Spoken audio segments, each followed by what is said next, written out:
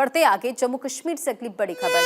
जम्मू कश्मीर में सेना पुलिस का अभियान तेज और किश्तवाड़ अनंतनाग में एंटी टेरर ऑपरेशन जारी है। सेना पुलिस और केंद्रीय सुरक्षा बल के जवान इसमें शामिल हैं और हेलीकॉप्टर और ड्रोन की भी मदद ली जा रही है। देखिए, इससे पहले 4 आतंकियों का स्केच भी जारी किया गया था और उसके बाद से लगातार उन्हें भी तलाशने का काम किया जा रहा है और सेना का ये ऑपरेशन क्लीन आतंक का खात्मा हो, इसे लेकर सेना लगातार ऑपरेशन क्लीन चला रही है। सेना पुलिस और केंद्रीय सुरक्षा बल के जवान इसमें शामिल हैं। हेलीकॉप्टर और ड्रोन की भी मदद ली जा रही है। सैयद तजम्मुल इस खबर पर अधिक अपडेट के साथ जुड़ गए। सैयद तजम्मुल, ऑपरेशन क्लीन लगातार जारी है, कहां-कहां किस तरह से सेना के जवान तैनात हैं और ऑपरेशन क्लीन के तहत किस तरह से आगे बढ़ रहे हैं?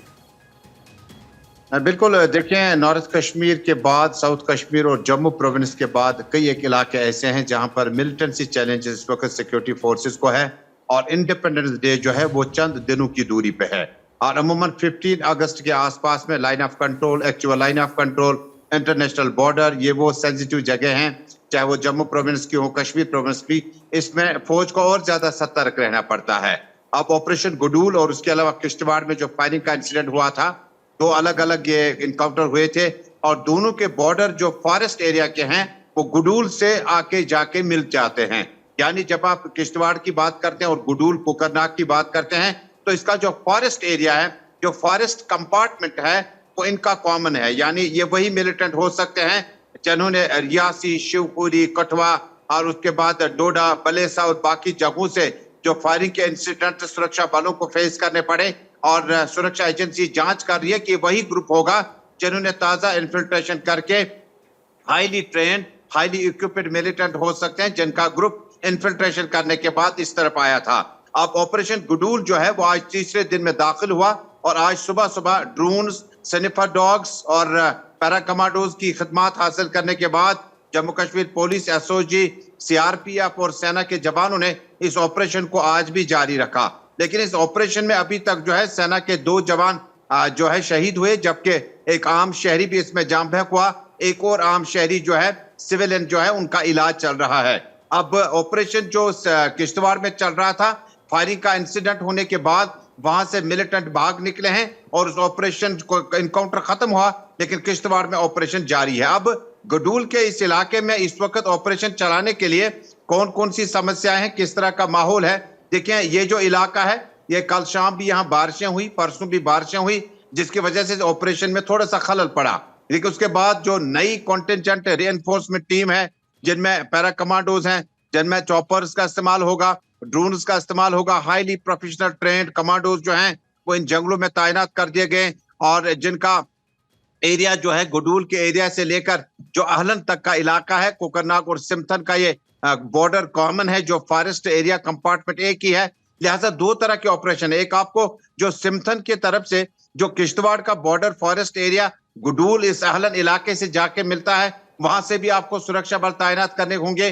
कहीं इन्फिल्ट्रेशन के बाद बड़ी तादाद अगर मिलिटेंटों की यहाँ दाखिल हो चुकी हो तो उसके लिए आप इस चैलेंज को पूरी तरह से कबूल करना होगा। दूसरा यह कि चूंकि इस इलाके में नदी, नाले, झरने और फॉरेस्ट, डेनिस फॉरेस्ट, इसका भी आपको टोपोग्राफी देखना होगा, पढ़ना होगा, क्योंकि सुरक्षा बल जो है वो तकरीबन 1000 फुट की नीचे अपने ऑपरेशन को चला रहे हैं और जिस एरिया से फायरिंग हुई थी, जिसमें सेना के 2 जवान शहीद हुए थे, वो ऊंचाई पर है। लिहाजा इस सारी टोपोग्राफी को और इसकी ज्योग्राफी को पढ़ने के बाद यहाँ के मौसम को भी देखना होगा। ऑपरेशन जारी है और आज बड़ा इम्तिहान होगा सुरक्षा बलों के लिए, क्योंकि आज सुरक्षा बल उस जगह तक अभी तक जा निकले हैं जहां से कांटेक्ट एस्टेब्लिश होने के बाद शायद मिलिटेंट उस रास्ते से आगे भाग निकलने में कामयाब हुए हों।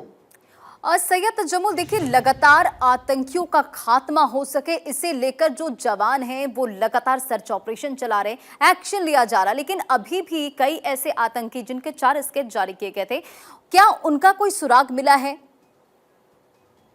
देखें, जिनके स्केच जारी किए थे वो दरअसल जम्मू प्रोविंस में अटैक हुआ था और जम्मू प्रोविंस में बैक टू बैक जो अटैक हुए थे उसके बाद जो स्केच जारी कर दिए गए थे, जिसमें जम्मू कश्मीर सरकार ने 5 लाख रुपया फी मिलिटेंट के सर पे रखे हैं और ये चारों बताए जाते हैं कि इन्होंने इस इलाके में मूवमेंट की हुई है और जिसके बाद जम्मू कश्मीर पुलिस को बर वक्त पता चला इन इलाकों का और ये जो स्केच रिलीज करने के बाद इन मिलिटेंटों के बारे में जानकारी दी जाएगी वो गुप्त रखी जाएगी और 5 लाख रुपया फी सर पे इनाम रखा गया है।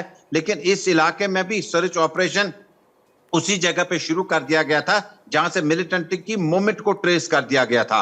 अब इन मिलिटेंटों को जिनकी तादाद 4 से 5 बताई जाती इस इलाके में मूवमेंट करने के बाद किस तरफ निकल गए होंगे, उसके लिए भी जम्मू कश्मीर पुलिस सेना के साथ ऑपरेशन चला रही है। लेकिन जो भी होगा, मामला बड़े हसास हैं। जम्मू कश्मीर विधानसभा चुनाव की तरफ जाने लगा है और गालिबन सितंबर में इलेक्शन हो सकते हैं। और इसके बाद जो है जम्मू कश्मीर में जो सबसे बड़ा चैलेंज अभी कुछ दिनों की दूरी पर ही है, जब जम्मू कश्मीर मुल्क के साथ साथ इंडिपेंडेंस डे मना रहा है 15 अगस्त को।